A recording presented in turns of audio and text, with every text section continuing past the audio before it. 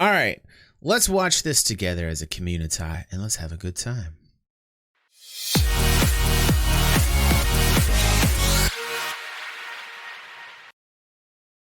All right.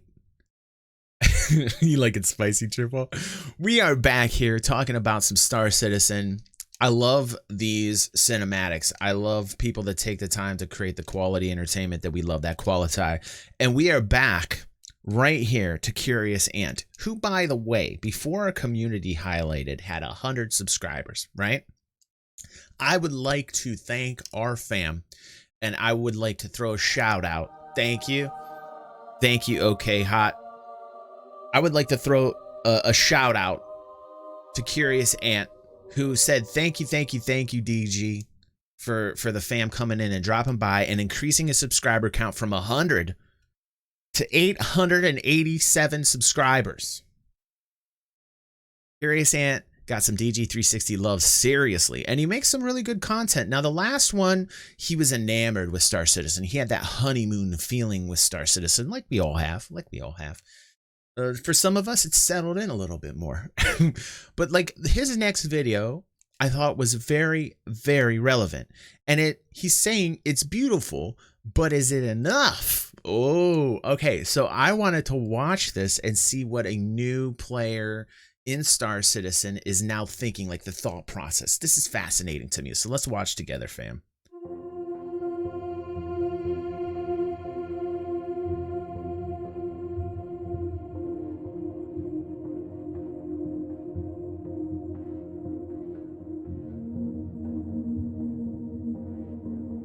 Good shots, good shots.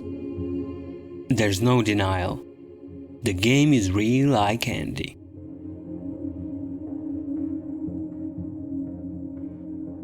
First days and weeks playing it, you're traveling around in awe and wonder with your jaw dropped. And then... Still can't really grasp the fact you're playing a game like this.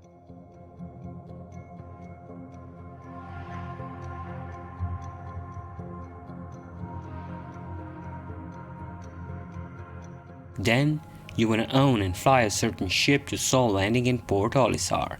It is so cool and you have to have it. But ships cost money, and you have to trade your precious time to grind enough of the currency. And then, the rat race begins. Until the 30K. Stability. We're going to talk about that later today.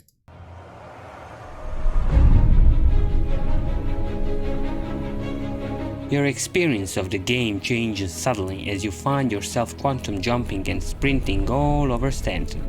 Speed running repetitive missions in the hunt for cash, at the same time wanting more gameplay loops and smarter NPCs. You rarely see those great views anymore. The only thing that may slow you down is sunset. Everybody loves a nice sunset. As if hunger for more AUEC isn't enough, you have to deal with those omnipresent 30K errors that put so much pressure on you as there is a constant fear of losing your invested. All right, now he's getting real. All right, digging it. Time and money. And that could happen at any given moment. And counter with a bunch of those in a short span of time, you will see the frustration building up inside you. There are days you're hating this stupid game.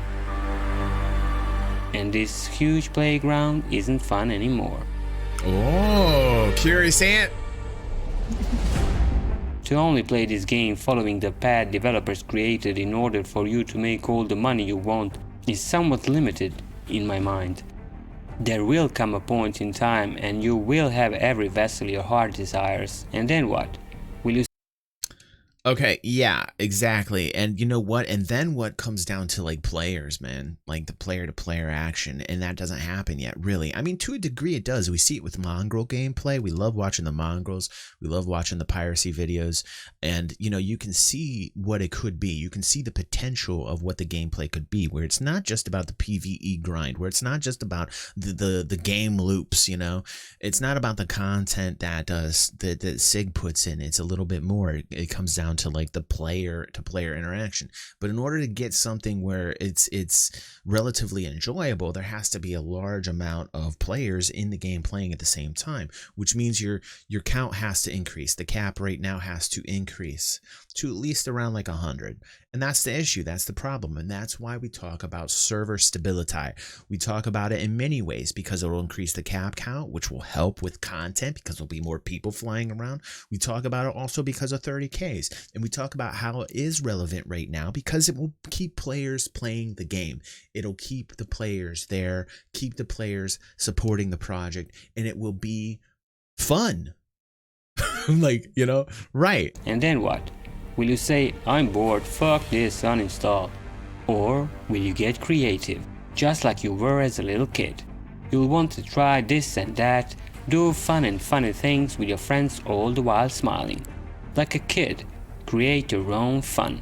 So that's why an event like the IRL is such a brilliant idea. Right.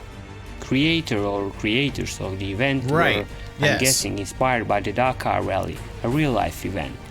We as a community can take inspiration from they need to expand. They're going to expand their budget to 11 million here. So that's nice. They're going to put more money towards server related issues, which is great. I think they could even expand that a lot farther. And you know, a lot of people say, hey, DG, like 30Ks cannot ever go away until we're closer to the finished product because of the code. You know, there will always be 30Ks. I'm not quite sure that that's true. I'm not quite sure that that's true. I'll have to research it and make sure that it is. But to their argument, it could be a valid argument to where, you know, like every time the code updates, there needs to be like a reset. And if we did server stability first, it would be backwards because we still haven't gotten all the code in. So it could very well be that that is correct. But still, there needs to be some more attention towards server stability. Bring it down. Thank you, Tech. What are you doing? Dance off, bro. Good morning to you, Tech. Good to have you here, man. So we're just watching what Curious Hand is thinking now that the honeymoon phase is over. He's got like a really good head on his shoulders. He's like, hey, man, like, is it good enough? You know, it's beautiful. It looks good. The fidelity is there, but is that alone enough? And he's talking about like player created events being like that kind of like interim period where, you know, hey, you don't have your game loops you want. You got too many 30Ks. Maybe like play with some friends, man. Maybe play with some friends and get some content that you're not quite used to. Some people, they don't like it. Some people like solo mode. That's cool. That's cool too. And to them, you know, they're dealing with what the rat race that he's talking about at the very beginning of this video. Real life, other video games, movies, and so on. We could have Battle Royale style events, races, fights, role-playing of all kinds. If I let my imagination run wild, I can see a huge ring made of pilots in ships, watching two guys dogfighting inside it in their arrows or buccaneers. You know, like those underground boxing matches. Imagine a fishing-like event where crews have 3 hours to mine as much Quantanium as they can. Now that Nova Tank is coming into the game, we could have a burst of tanks.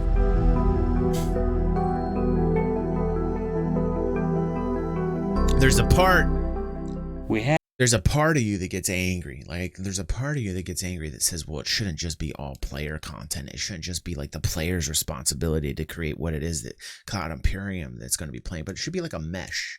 It should be like a tapestry. It should be like interwoven where there's like enough players in there in the game and the cap is raised to where like you've got that player-to-player interaction that you need in the game. And at the same time, like, Cloud Imperium's got to insert that PvE solo grind and make it interesting enough for the people that like the solo to have a good time. And I think that, again, stability and why server focus on server dynamic server meshing, these types of tech is very important because you will open up new systems and then the security mechanics will come into play. You know, where Stanton is a lawful abiding citizen or system and Pyro is an outlaw system. Like, when those dynamics come into the forefront, you're going to see like the game get much more interesting and much more immersive. We have this enormous sandbox and enough toys, so let's fucking play. I mean, possibilities are numerous. I'm betting each and every one of you watching this just had an idea of your own. This is the kind of fun we can have right now, at this stage of the game. With time, developers will have to bring server problems and every other major bug to a minimum to provide a more immersive and uninterrupted gameplay. That would generate so much content on Twitch and YouTube, to which potential new players could be exposed to. The promotion is all content creators right now. I mean, like right now, like I said, Disco Lando's doing a hell of a job with the community. Jared's doing wonderful.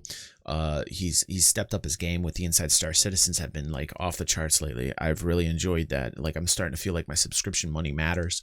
But I think for the most part, when it comes to like advertising the game, it's the content creators, man. The content creators like Curious Ant here and others. It's nice to get like a fresh perspective. That's why I like to watch videos like these, is go back to that kind of initial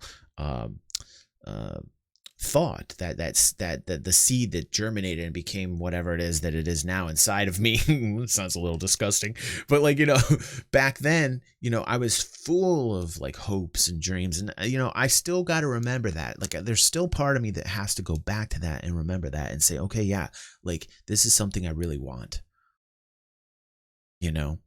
And I think that's a lot of times I'm very vocal when I see something going in the wrong direction. I'm like, no, and I'll voice out and I'll say, this is what I think, and this is my opinion, and I think it needs to be put out there. And this is what you're seeing from a lot of content creators that have been doing this like fairly new, like Curious Ant for a couple months versus like a board gamer who's been doing this for just about as many years as I have, where like you can see like the difference in opinions based upon like how long people have been involved in the project. So I really like to watch these types of videos to get that like fresh feeling of like, yeah, okay, this is right, this is why I came to this project. And this is what I really want from Star Citizen. It's like a revival of sorts. It's like a rebirth. And this is why it's like refreshing to watch this type of content for me, it gets so immersed and entrenched in the problems and everything that's in the way with Cloud Imperium. And it seems to me like Cloud Imperium has done a pretty good job at getting over these hurdles, So I'm right now, I'm just going to give them a little bit more benefit of the doubt, because what I'm seeing is good in terms of development in 2021. It's looking good. It's looking good. Like development is very underrated here in 2021. Not a lot of people are stepping up and saying, hey, look at all the work with UI, with building blocks. Look at all the work that's been going on there. A lot of the gameplay, the mechanics that have been put in there with medics. A lot of the gameplay mechanics have been put in there with physics, with game, with forced reactions. People aren't given enough credit to Cloud Imperium this year. And I'm glad that they're doing a Citizen Con. I'm glad that they're going to do like an online Citizen Con this year, not just kind of blowing it off. I'm glad about that. Plus, they need that cash. That's one of the reasons why they're doing it. That's the criticism, but that's how they support the game. That's how they pay their people that really work there. That is the real world, man. They got to pay their employees, man. So of course they're going to continue. It feels old after a while. The ship recycle. Like, okay, new ship, new concept. Now pay. I used to bitch about that all the time, but like you start to understand that if they don't have that, then they don't have the revenue to continue working, to continue moving forward. This expansion into Germany in 2022, I'm very skeptical about that.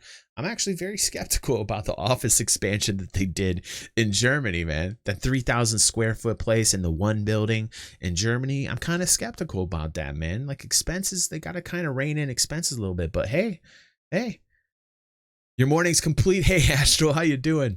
Exploder says, maybe they will someday, but SE isn't in a good place for most people. We are the minority of gamers that keep playing something in the state it is in. I think a lot of people that are fine with Star Citizen right now are more kind of like in test mode. They're more like in a mode where they're like testing it out and they understand like, hey, the people that have more of a positive attitude, I think, are those people that are okay with the process and okay with the progress right now, even though it seems slow to kind of the average gamer.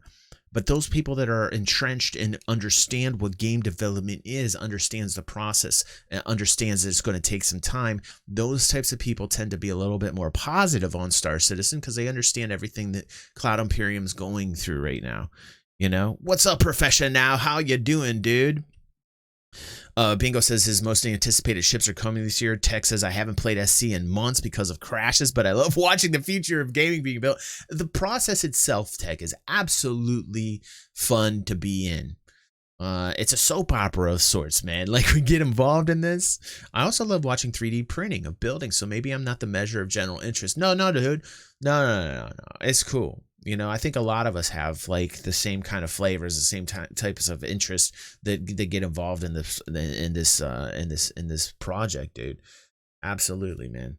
And it's good to see you, professional. Good morning, dude. Explodo says, in my opinion, SC is for people who enjoy the journey of the development. Yeah, exactly what I was saying, Explodo. Exactly what I was saying. I hope your channel's doing good, Explodo. I hope everything's going good, bro. Ashley said 3D print houses are cool. I am considering maybe having one built. Dude, what is that about? Like, I didn't even know this was a thing. I'm gonna have to look this up for the next stream. There's 3D printed houses? Are you guys kidding me? What's up, Kilo? How you doing, bro? Good to see you this morning, dude. Okay, let's keep watching. We're getting off track here. New players mean more money for further development of this virtual verse. Because if the money stops coming, that could very well be the end of this ambitious dream. That's why I respect people who are spending hundreds or even thousands of dollars on this game. And what we're saying about people spending money on this game is we're okay as long as it's discretionary. They've got the money to spend it, you know, and they're not bankrupting themselves. Because a lot of the people, and I'm not saying everybody takes me out of context when I say this, but I would say a large percentage of people that have the Star Citizen refund Reddit area, or the people that are really angry, are people that way over pledge beyond their means. I would say there's a large percentage of people out there, not everyone, who put more money than they could handle or afford to put into the project, thinking it was going to be done right away, ready to play, has not gotten to that point yet, that are angry. I know, I think it's Dutch, one of my friends, Dutch, he's always saying, you know, hey, DG, like, it's not everybody, man. And I get it, dude. You're absolutely right. It isn't everybody. That, you know, like, that not everybody falls under that category. I am not a guy about extremes, you know. When I'm speaking relatively rationally. But I would say this. I would say that there is a very large percentage of people that overspent beyond their means and are angry.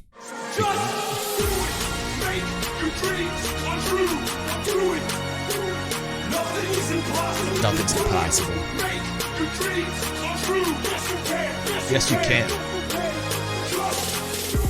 Yes, you can. Snow Fox, great entrance, bro. Thank you. There's our wonderful mod here, Snow Fox, who's been helping me every step of the way.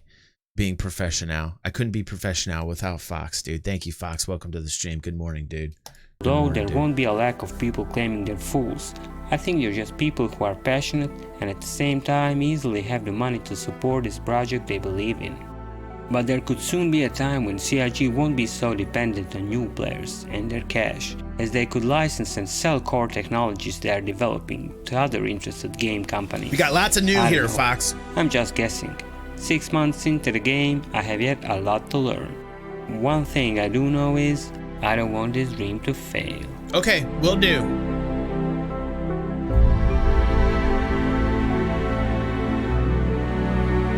Well, good. Good on Curious Ant here.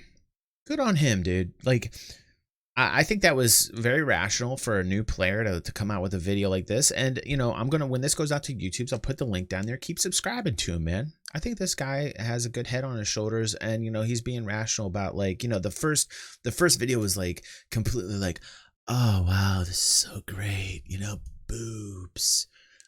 You know, like, you know, and I loved it because it was a fresh perspective. And this next video is like, hey, I've squeezed the boobs a lot. I've been around these boobs, licked them, sucked them, did everything I could to them. Now, you know, like, do the boobs keep me here? Do they keep me here? Works for me.